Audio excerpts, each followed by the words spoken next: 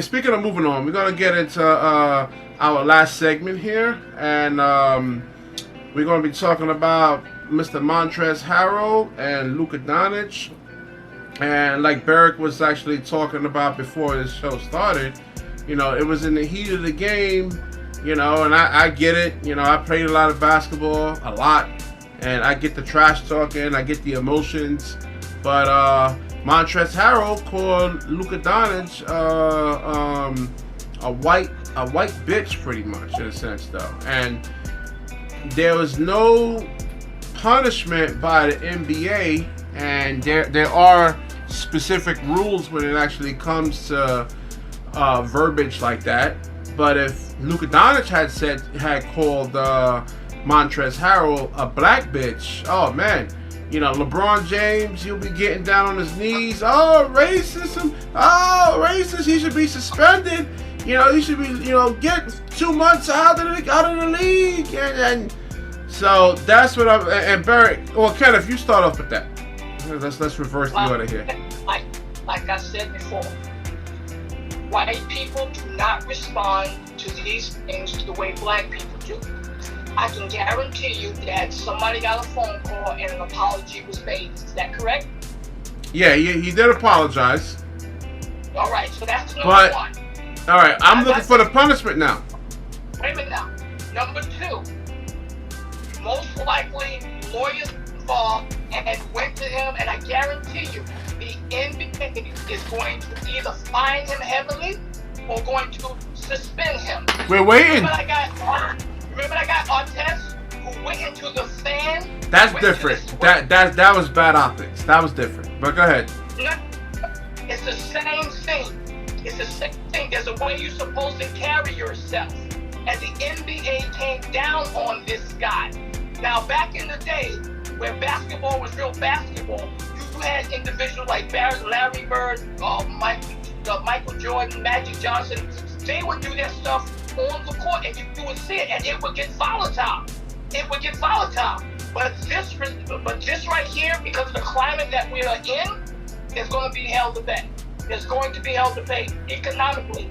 That white boy is not going to allow, because remember now, if this is allowed to slide, that means it's okay. I mean, look, you talk about double standard. Joe Biden said, I want a black woman to be my vice president. What would happen if Trump said, I only want a white woman to be my vice president? I mean, come on. Yeah. Well, that's the double standard, guys. That's the double standard we're talking about. We're talking about the double standard concept of an African-American player can shout expletives involving his heritage or involving his skin color during the course of a heated basketball game. Now, let me give you another example, okay? Now, I've often played football, and I'm going to tell you here, a lot of things that you see going during the game, you don't hear about. That's why you see now the NFL has partnered up with Fox and NBC and ESPN to apply more microphones on the field because people want to hear more about what's going on. Let me tell you what goes on in a tackle. Let me tell you what goes on when the tackle is completed and you see two guys joining each other. They're talking about one another's mother. All right? I'm going to put my foot where it counts. They take a shot. But Barrick. If Luka Doncic was to say, all right, the point is, if Luka Doncic was to actually say, Montrezl Harrell, you a black bitch. I was making a point. All right, go ahead. I'm sorry. All right? Let me finish making the point. The point of it is, every sport has their different thing going on. What goes on in the football field is more heinous than what Mr. Harrell said to Doncic. Guarantee you that. More heinous. But the reason why it's sport is because it's basketball. It's on the court. It's right in the arena. You can hear it as day. Clear as day. If that same comment was made on the football field, nothing would be happening. That's the difference right now. Because it's black and white players on every different sport. Baseball, football, and basketball. So now he made the comment, it was heard, and now we're making a stink out of it. You mean to tell me it would not be said, it wouldn't be the same thing on the football field or the baseball diamond? Because you can't hear it on the same thing in those two different sports. You know why? Because there's not as much cameras down there. When it's in a basketball court, you can hear everything. Everything. So well, now you can't because they're in the bubble now. There's no fans cheering. Hey, but that doesn't make much of a difference because even when the fans are out there, you can still hear them saying something. Look what happened with that Westbrook situation in Utah.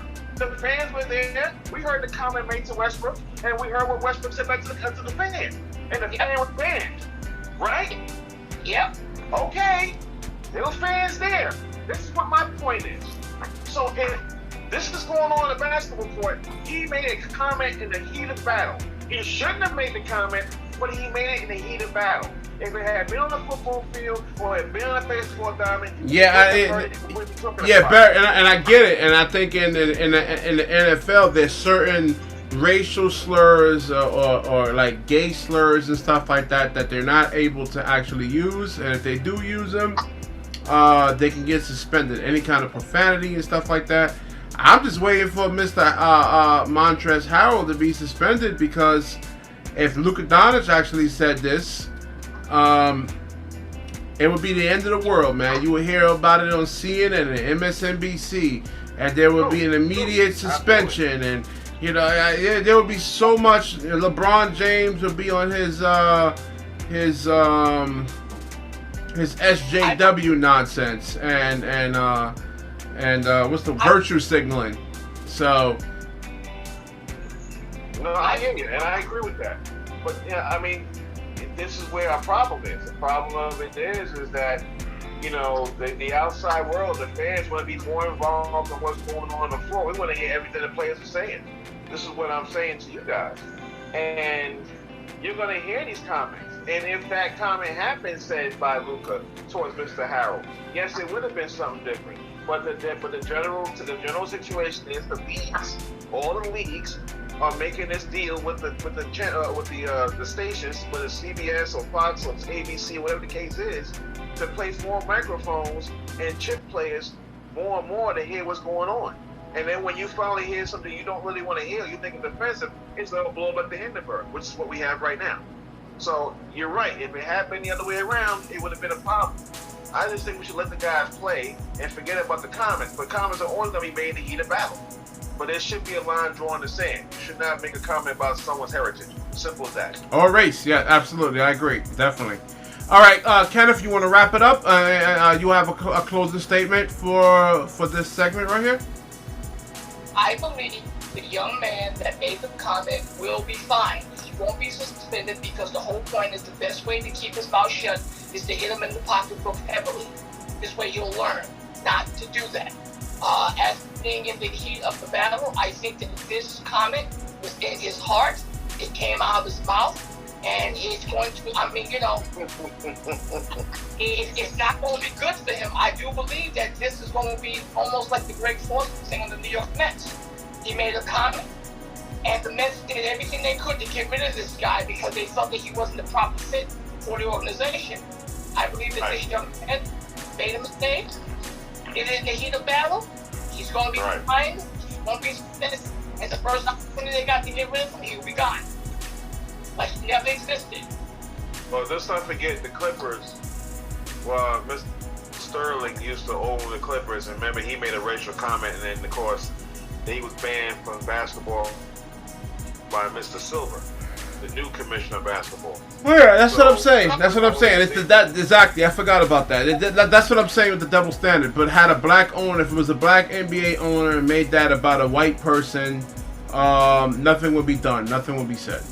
So a lot of double standard. But see, like I said, people who are so-called revolutionaries want to be taken seriously, but.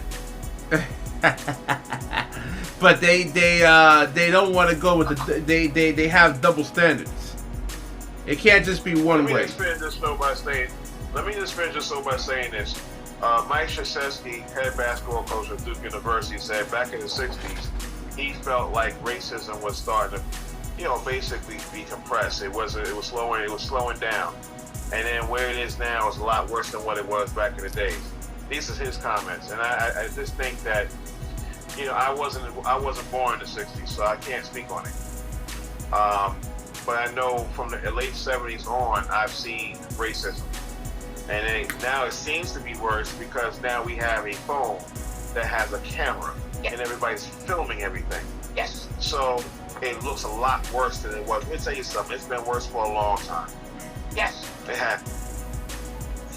All right. So, for him to make that comment, he's a little bit out of place, but I see it differently as a man of color growing up in the urban. Barrett, take us out with the outro, man.